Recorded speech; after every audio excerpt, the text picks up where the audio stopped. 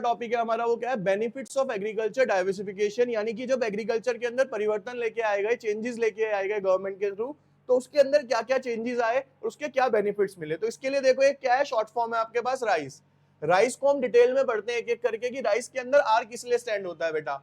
Are stands for, किसके लिए stand हो रहा है ये, रिस्क रिडक्शन। रिस्क रिडक्शन कहते हैं help in overcoming the risk of the agriculture sector. देखो बेटा अब यहाँ पे थोड़ा सा ना हम पुराने चैप्टर्स को बीच में मर्ज करते हैं समझने के लिए।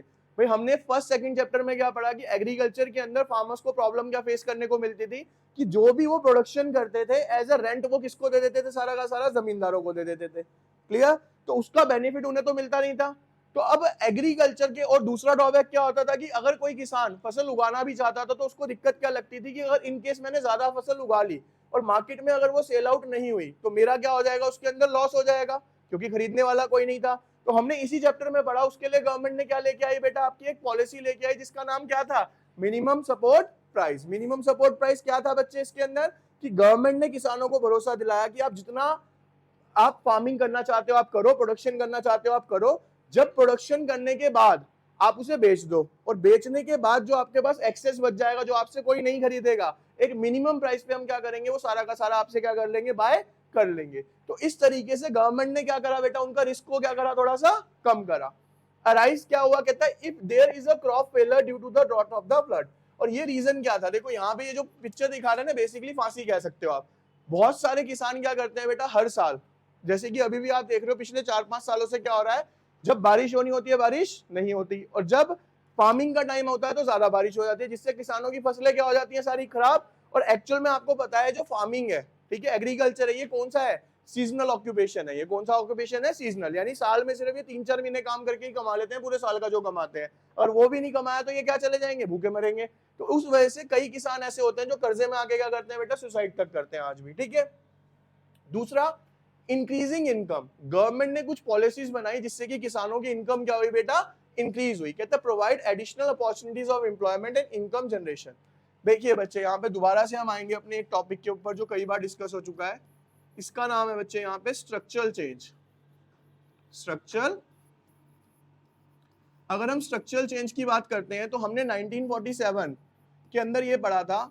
अगर मैं नंबर 1 की बात करूं तो कौन सा सेक्टर था, प्राइमरी। नंबर 2 पे कौन सा था बेटा, टर्शरी। तीसरे पे कौन सा था आपका, सेकेंडरी। यानी कि प्राइमरी किसके लिए था, बेसिकली आपका एग्रीकल्चर, शॉर्ट में लिख देता हूं यहाँ पे। टर्शरी किसके लिए था, बेसिकली सर्विसेज के लिए था। और ये वाला किसके लिए था, इंडस्ट्रीज के लिए था। ये कब की बात हो रही है, 1947 की। लेकिन आज प्रेजेंट में क्या हुआ, सब कुछ उल्टा हो चुका है, जिसे हम किस नाम से जानते हैं, स्ट्रक्चरल चेंज के नाम से जानते हैं। आज प्रेजेंट में क्या है, बस मैं नंबरिंग चेंज कर रहा हूं। नंबर 1 पे क्या आ गया, सर्विस सेक्टर। दूसरे पे क्या आ गया, इंडस्ट्रीज। और तीसरे पे क्या आ गया बच्चे हमारा यहाँ पे, एग्रीकल्चर। तो यानी एग्रीकल्चर से लोगों की इनकम क्या हो रही थी, डे बाई डे कम हो रही थी।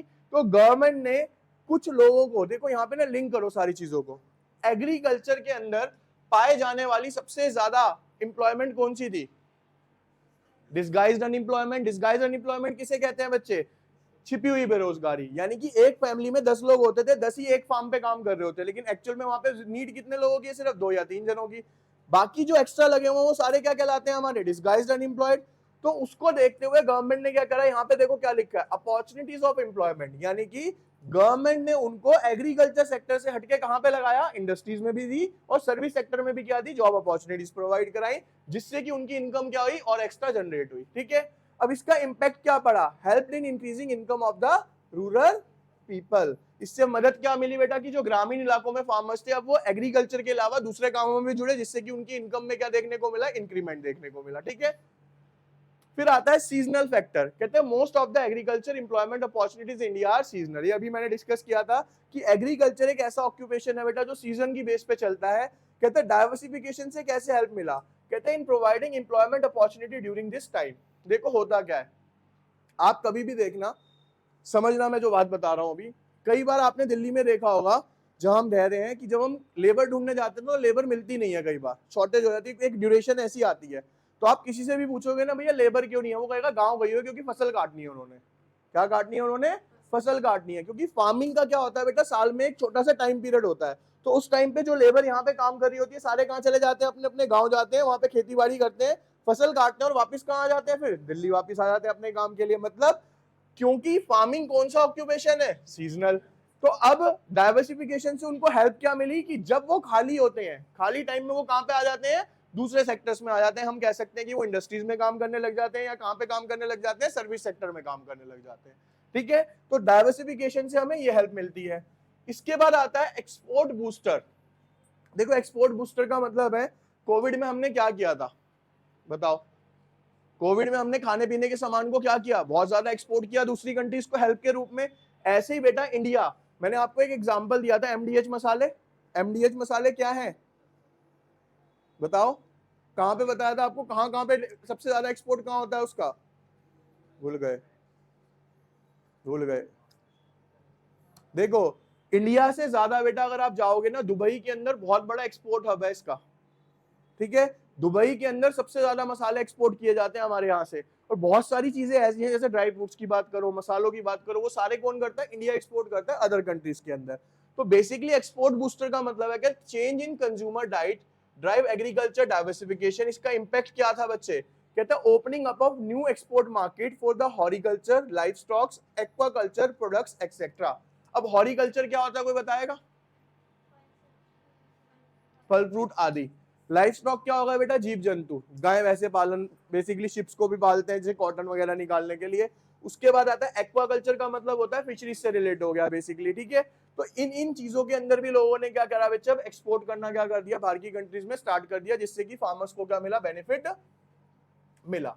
ठीक है, देखो डाइवर्सिफिकेशन एरियाज हैं कौन से, non farm areas of the employment. अब इस पॉइंट को जरा ध्यान से समझना, अभी मैं पूछूंगा अभी आपसे भाई, बेसिकली अगर हम बात करें फार्मर की, जिसके ऊपर ये पूरा चैप्टर अभी चल रहा है, फार्मर बेसिकली करता क्या है नॉर्मली, सर किसी से भी पूछेंगे तो वो कहेगा कि सर वो क्या करता है, एग्रीकल्चर करता है।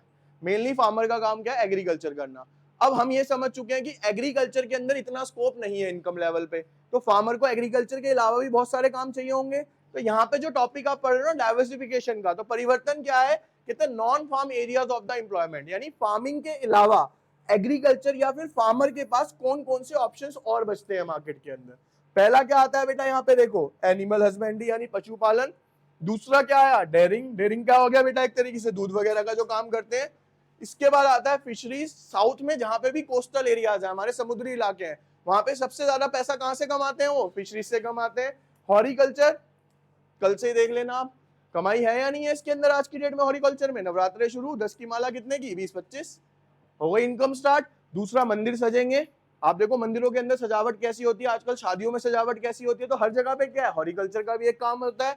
इंफॉर्मेशन टेक्नोलॉजी यानी कि आईटी के अंदर भी क्या करते हैं आज की डेट में, ये काम करते हैं। तो बेसिकली ये सारे के सारे कौन से हैं बेटा, नॉन फार्म एम्प्लॉयमेंट सोर्सेज हैं, यानी किसान इनके अलावा इन इन सेक्टर्स में भी क्या कर सकता है बच्चे, काम कर सकता है, जिससे कि वो एक एक्स्ट्रा इनकम जनरेट कर सकेगा। ठीक है, यहाँ देखो फिशरीज आपको दिख रहा है, डेयरिंग का मतलब हो गया दूध वगैरह, मिल्क वगैरह रिलेटेड प्रोडक्ट, हॉरिकल्चर हो गया फूल फल इत्यादि, एनिमल हस्बेंड्री पशुपालन करना, इंफॉर्मेशन टेक्नोलॉजी जो आज की डेट में देखो कॉल सेंटर्स वगैरह हो गए, सब आईटी का काम कर रहे हैं आपका। ठीक है, इसके बाद आते हैं बच्चे यहाँ पे, कहते हैं animal husbandry of life stock farming होती क्या है, कहता है that branch of agriculture which is concern with the breeding, rearing and caring of the farm animals, यानी इनको पैदा करना, इनको संभालना, इनकी देखरेख करना, ये सब क्या कहलाती है बच्चे, हमारी एक तरीके से एनिमल हस्बेंड्री या लाइफ स्टॉक फार्मिंग कहलाती है। इसके अंदर इंक्लूड कौन कौन से जानवर होते हैं, बेसिकली ज्यादातर किसको लिया जाता है, कैटल, गॉट, डक। ठीक है, इन सबको लेने का रीजन आप सबको पता है कि भाई क्यों क्यों लिए जाते हैं, कोई दूध के लिए काम आता है, कोई किसके लिए काम आएगा, कॉटन के लिए काम आएगा, तो सबके अपने अपने यूजेस होते हैं। अब इसके बेनिफिट क्या है, कहते हैं increase stability in the income. भाई किसान को इससे बेनिफिट क्या मिलता है, देखो बेटा एग्रीकल्चर हो गया सीजनल ऑक्यूपेशन, लेकिन जब मैं बात करूंगा इन कामों की, क्या दूध एक सीजनल ऑक्यूपेशन है, पूरे साल चाहिए आपको, फल फ्रूट जो चाहिए वो भी आपको पूरे साल चाहिए होते हैं, यानी ये सीजनल से हटके क्या होता है, उनकी एक एक्स्ट्रा इनकम और एक परमानेंट इनकम जनरेट करता है पूरे साल के लिए। ठीक है, कहते हैं फूड सिक्योरिटी, इससे किसानों को क्या मिलती है बेटा अपने पास, फूड सिक्योरिटी, वुमेन एम्प्लॉयमेंट। देखो हॉरिकल्चर के अंदर अगर आप जाओगे तो हॉरिकल्चर, या फिर आपने कभी भी एक एग्जांपल दे रहा हूं ध्यान से सुनना, असम किसके लिए फेमस है बेटा, टी के लिए। और आपने जितनी भी आज तक फोटोज वीडियोस देखी होंगी ना, उसमें टोकरा लेके ज्यादातर वुमेन्स ही दिखी होंगी आपको। है ना। तो इसका मतलब फार्मिंग के अंदर एक मेजर रोल प्ले कौन करती है, हमारी वुमेन्स बहुत ज्यादा रोल प्ले करती हैं। उसके बाद ट्रांसपोर्टेशन क्या हो गया बेटा, काफी फास्ट हो गया इसकी वजह से, ठीक है।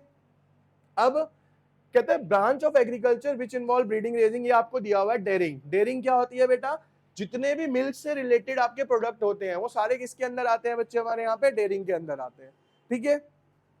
इसके बाद इंडियाज मिल्क प्रोडक्शन, ये चीज समझने वाली है, देखना यहाँ पे थोड़ा सा अचंभा भी होता है हमें। 50-51 में 17 मिलियन, 102 2.6 मिलियन, 165 मिलियन। कहता है India rank first in the world in milk production, पूरी दुनिया में सबसे ज्यादा दूध का प्रोडक्शन कहाँ पे होता है, इंडिया के अंदर। और हमने एक चीज पढ़ी थी बेटा, जैसे हमने ग्रीन रेवोल्यूशन पढ़ा था, ग्रीन रेवोल्यूशन के साथ हमने एक ऐसा भी पढ़ा था, क्या था वो, व्हाइट रेवोल्यूशन था, या उसे क्या बोला गया था, फ्लड बोला गया था। क्या बोला गया था, फ्लड क्या था, बेसिकली दूध का एक तरीके से बाढ़ आ जाना। तो इंडिया के अंदर क्या है, सबसे ज्यादा क्या प्रोडक्शन किया जाता है, मिल्क का प्रोडक्शन किया जाता है। उसका रीजन भी है, ठीक है, कि गाय भैंसे वगैरह क्या पाई जाती है हमारे यहाँ पे, बहुत ज्यादा पाई जाती है, ठीक है। इसके बाद ग्लोबल टॉप 5 मिल्क प्रोड्यूसर्स कौन है, ब्राजील, पाकिस्तान, चाइना, यूएसए, और उसके बाद क्या आता है बेटा, इंडिया आता है नंबर 1 के ऊपर आता है आपका, ठीक है। कहता है India rank first in the production region, आ गया वही, ठीक है। क्या इसको किस नाम से जाना गया था बच्चे, ऑपरेशन फ्लड के नाम से जाना गया था। ऑपरेशन फ्लड के अंदर क्या किया गया था, गाय भैंसों को बहुत ज्यादा संभाल के रखा गया। आज की डेट में देखना इंस्टा के ऊपर ना एक वायरल चल रही है बहुत वीडियो, दुनिया की सबसे छोटी गाय, जो घर के अंदर वो रखते हैं, खाना भी साथ में खिला रहे हैं उसे, थाली में बैठ के खा रही है, सो भी उन्हीं के साथ, देखिए वो ब्रीड ही क्या है, सबसे छोटी गाय की है वो, तो उनका पालन कर रहे हैं वो, और ब्रीड बढ़ा रहे हैं वो वाली एक्चुअल के अंदर, ठीक है।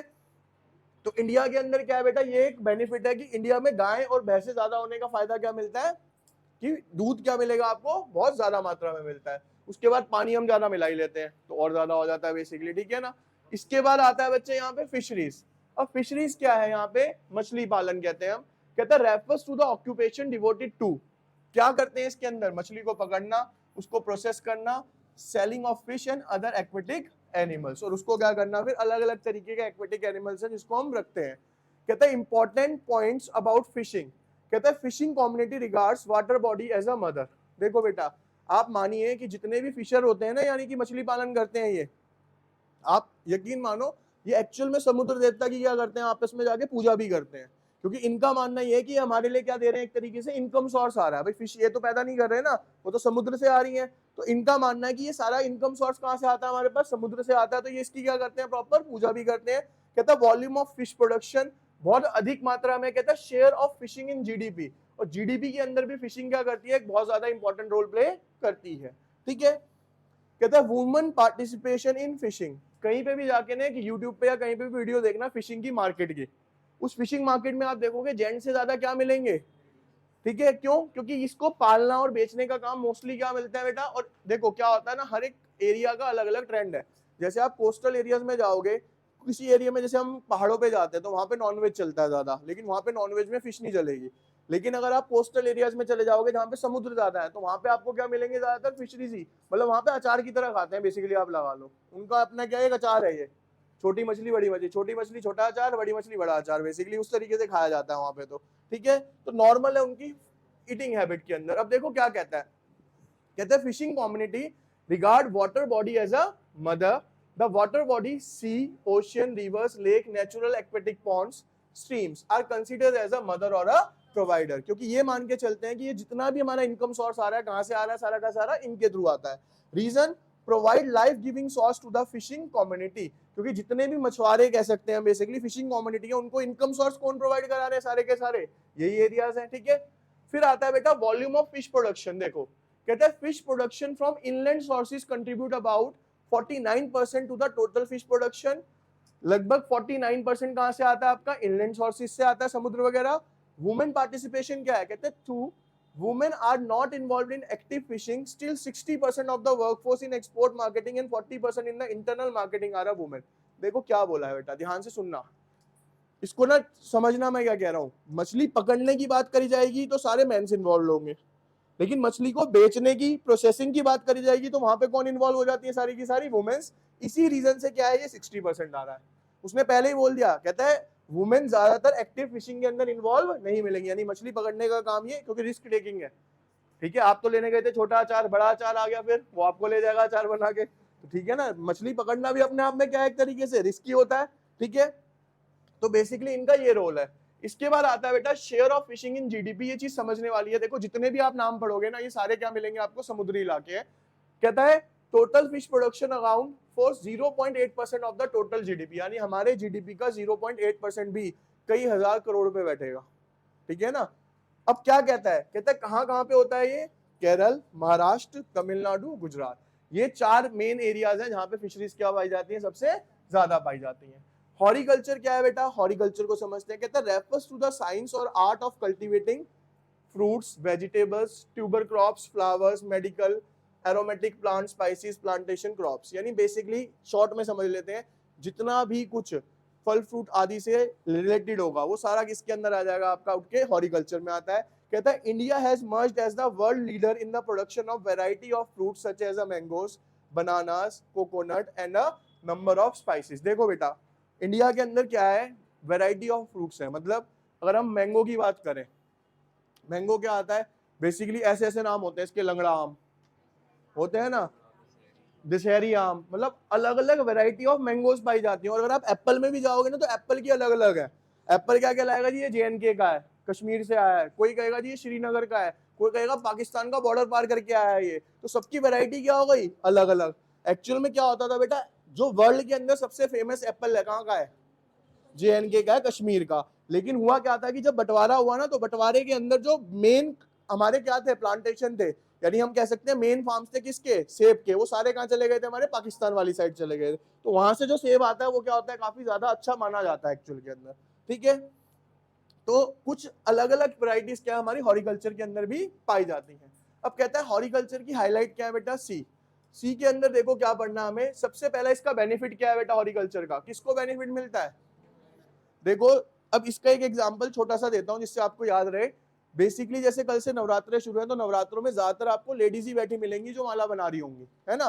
तो एक तरीके से वुमेन्स को क्या देता है, ये एम्प्लॉयमेंट प्रोवाइड करता है। कहता है flower harvesting, nursery maintenance, hybrid seed production and tissue culture, propogation of fruits and flowers, food processing are highly remunerative. इसके अंदर हाईली रिम्यूनरेटिव का मतलब क्या है, इसके अंदर आपको पैसा क्या मिलता है बेटा, अच्छा खासा मिलता है।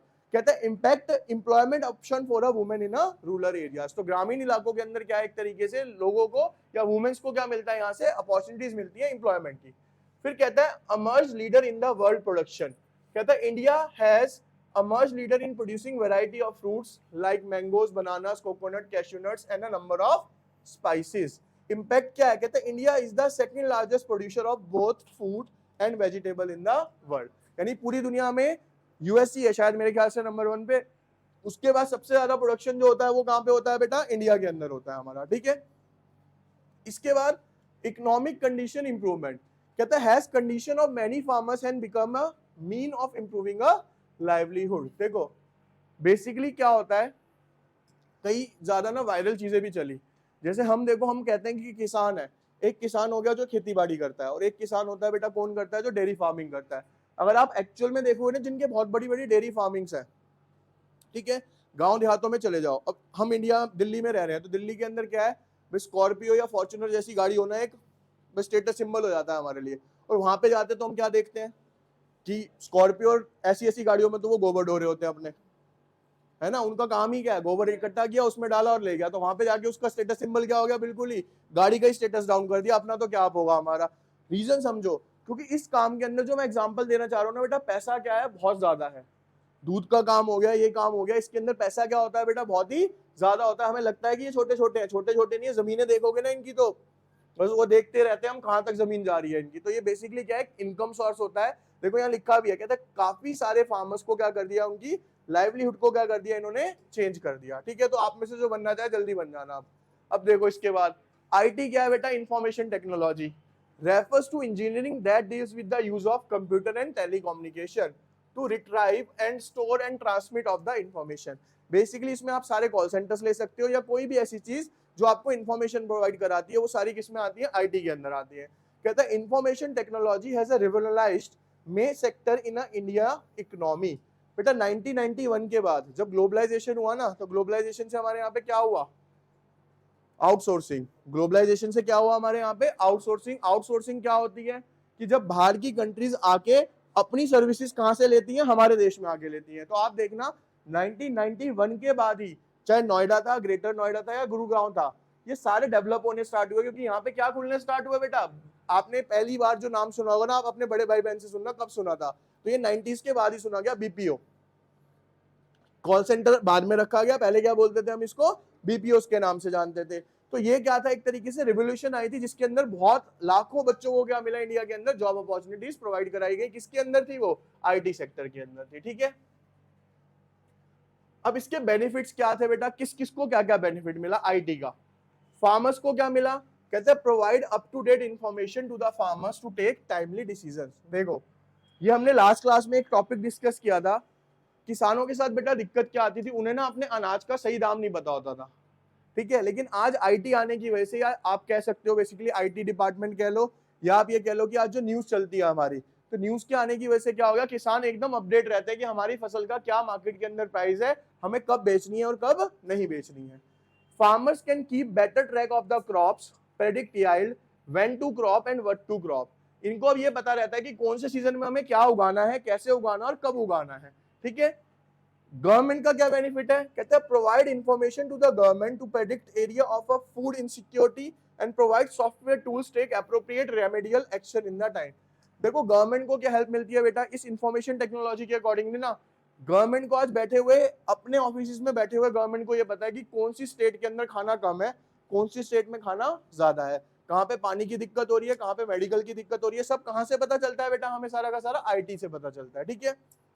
एम्प्लॉयमेंट में कहता है potential of employment generation in the rural areas, और ग्रामीण इलाकों में भी क्या मिला है बेटा, बहुत ज्यादा पोटेंशियल है। देखो किस किस के नॉन टू के अंदर एमएनसीज में वर्क करता है, कोई मल्टीनेशनल कंपनीज में करते हैं। कोविड के बाद कितने ऑफिस जा रहे हैं, कोई भी जा रहा है, सबका क्या चल रहा है बेटा, वर्क फ्रॉम होम चल रहा है आज की डेट में। रीजन क्या हुआ, कोविड के अंदर समझना, इस टॉपिक को भी समझना डिटेल में। कोविड के अंदर क्या हुआ कि कोविड में हम घर से बाहर नहीं निकल सकते थे, कंपनी तो बंद नहीं होगी, कंपनी ने क्या करा, आपको लैपटॉप दे दिया घर पे काम करने के लिए, उन्होंने कहा आप अपने घर पे इंटरनेट लगवाओ, जो 500-600 रुपए का रेंट होगा वो हम देंगे आपको इंटरनेट का, क्लियर। अब कंपनी ने ये किया था सिर्फ ड्यूरेशन ऑफ अ कोविड के लिए, कि शॉर्ट टाइम करेंगे, जब कोविड खत्म होगा तो इन्हें वापस बुला लेंगे। लेकिन कंपनी को ये चीज क्लियर हो गई उस ड्यूरेशन के अंदर, यार ऐसा करने से कंपनी का खर्चा तो बहुत ज्यादा बच रहा है। भाई एम्प्लॉय को घर से लेके आने के लिए कैब देना, उसे घर पे छोड़ने के लिए कैब देना, फिर एम्प्लॉय वहां पे रहेगा, उसका चाय पानी खाना पीना सब करना, सारा कुछ बंद। अब एम्प्लॉय को क्या कह रहे हैं, आप अपने घर रहो, हफ्ते में 1 या 2 दिन, कुछ कंपनीज ने क्या कर दिया है कि आप हफ्ते में 2 दिन आया करो, 4 दिन घर से काम किया करो, ठीक है ना। तो अब क्या हो गया, ज्यादातर बड़ी बड़ी कंपनी सारी किस पे चल रही है बेटा, वर्क फ्रॉम होम पे चल रही है। तो कुछ ऐसे बच्चे थे जो कि गांव से रिलेट करते थे, शहरों में सिर्फ किसके लिए रह रहे थे, जॉब के लिए, अब वो सारे कहाँ शिफ्ट हो गए अपने, उन्होंने परमानेंट ज्वाइन ही वो कर लिया जिसमें वर्क फ्रॉम होम चल रहा है, हमें ऑफिस जाने की जरूरत ही नहीं है, महीने में एक बार जाना पड़ता है सबमिट करने के लिए, वो आते हैं सबमिट करते हैं अपना घर चले जाते हैं। तो समझ आया, तो ये क्या है बेटा, एक तरीके से आईटी के बहुत सारे बेनिफिट्स मिले हैं लोगों को, जिससे कि वो क्या कर पाए आगे आगे, तीनों सेक्टर्स के अंदर आपको ये बेनिफिट समझ आए होंगे, ठीक है। सस्टेनेबल डेवलपमेंट और ऑर्गेनिक फार्मिंग, पहले ना सस्टेनेबल को समझते हैं बेटा। सस्टेन का मतलब बताएगा कोई मेरे को, इंग्लिश तो सबके अच्छे मार्क्स आए होंगे। सस्टेन, सस्टेनेबल डेवलपमेंट का मतलब होता है कि अपने देश को इस तरीके से डेवलप करो कि आपकी जो प्रेजेंट जनरेशन है उसको तो सारे रिसोर्सेज मिले ही मिले, लेकिन जो आपकी फ्यूचर जनरेशन है उसके लिए भी आप अपने रिसोर्सेज को बचा के चलो। ये नहीं कि आप आज प्रेजेंट में तो ग्रो कर रहे हो, लेकिन उसका जो अपॉर्चुनिटी कॉस्ट है वो किसको पे करनी पड़े, आपकी फ्यूचर जनरेशन को, कि आज तो आपने सब कुछ यूज कर लिया और आने वाले समय में जो आपकी फ्यूचर जनरेशन है उसके लिए कुछ बचे ही ना। तो सस्टेनेबल डेवलपमेंट का मतलब है इस तरीके का डेवलपमेंट जिससे कि आपका प्रेजेंट तो सिक्योर हो ही हो, आने वाला फ्यूचर भी क्या हो, सिक्योर हो सके, या उनके पास भी रिसोर्सेज बच सके। तो देखो क्या लिखा है, पहले हम समझते हैं यहाँ पे ऑर्गेनिक फार्मिंग भी क्या है। ऑर्गेनिक फार्मिंग का मतलब होता है बेटा, organic type of farming means natural farming without the use of a chemicals and insecticides और पेस्टिसाइड, यानी जिसके अंदर किसी भी तरीके की दवाई का कोई यूज नहीं होता, एकदम नेचुरल तरीके से फार्मिंग की जाती है, वो क्या कहलाती है बेटा, हमारी ऑर्गेनिक।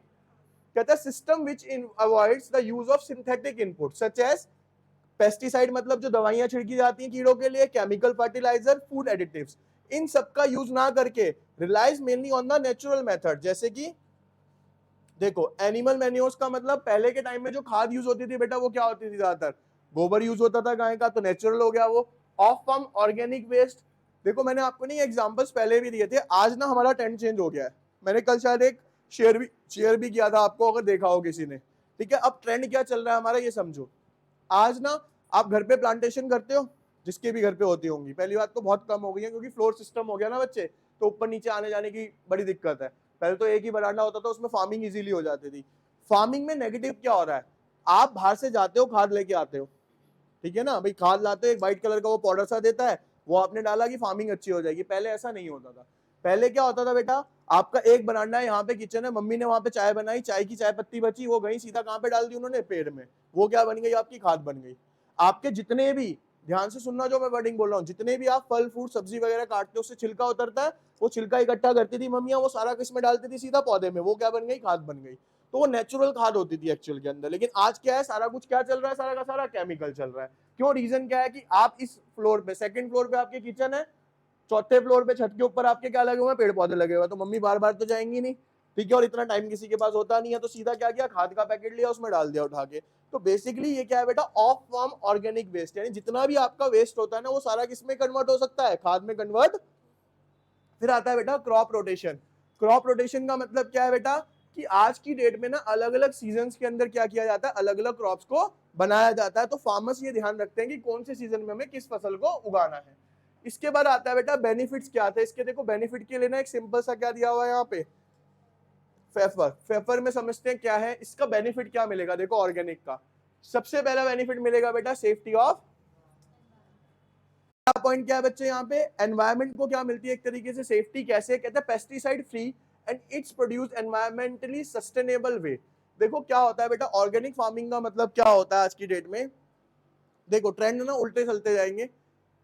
अगर हम बात करते हैं इस ड्यूरेशन की, तो इस टाइम पे हम सारा का सारा फूड आता था हमारे पास कौन सा, ऑर्गेनिक, और इसके प्राइस क्या होते थे, काफी लो, काफी कम प्राइसेस में मिल जाता था। और पहली बात तो उस टाइम पे कोई प्राइस होता ही नहीं था, बार्टर सिस्टम चल रहे थे, ये लिया उधर दिया, सामान लिया, ये चलता आ रहा था।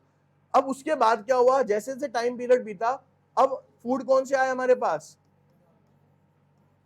अब समझना इस चीज को, पूरे प्रोसेस को, इनऑर्गेनिक। इसके प्राइस क्या थे, ठीक है, कुछ साल हम इसे खाते रहे, हमें पता चला इसको खा के हो रही है बीमारियां। फिर आज की डेट में क्या रहा, कंपनीज ने हमारे दिमाग से दोबारा खेलना स्टार्ट करा। वो कहती है जी एक दाल आती है इनऑर्गेनिक और एक आती है अनपॉलिश्ड ऑर्गेनिक दालें। कैसी आती है वो, अनपॉलिश्ड ऑर्गेनिक दालें। उसके अंदर क्या हो रहा है, ये दाल आ रही है आपकी 100 रुपए के जी, ये दाल आ रही है आपकी 230 रुपए के जी। अब डिफरेंस समझो, जब हमें सस्ता मिल रहा था तब हमने इसकी इंपॉर्टेंस समझी नहीं, हम किस पे शिफ्ट हुए, अब हम ऑर्गेनिक खाना चाहते हैं, लेकिन ऑर्गेनिक जितने में इनऑर्गेनिक मिलता है, ऑर्गेनिक उसका लगभग 1.5 गुना है। तो हम खाना चाहते हैं लेकिन हमें ये मिल नहीं पाता।